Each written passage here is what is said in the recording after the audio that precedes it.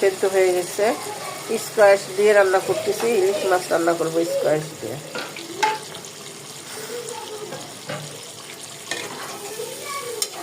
ঝোলের পানি দিয়ে দিলাম, সেদ্ধ হয়ে গেছে।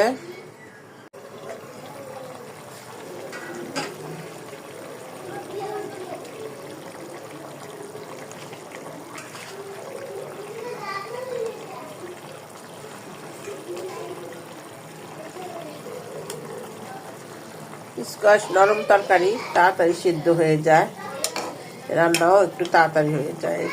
এই সবজি দিয়ে রান্না করলে বাস তরকারিটা হয়ে যাবে তাড়াতাড়ি।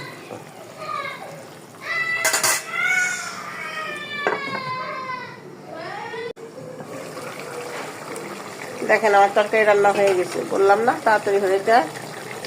স্কোয়াশ দিয়ে রান্না করলে রান্না হয়ে গেছে আমার তরকারি। ইলিশ মাছ দিয়ে রান্না করেছি, ইলিশ মাছ দিয়ে স্কোয়াশ দিয়ে রান্না করেছি, হয়ে গেছে রান্না।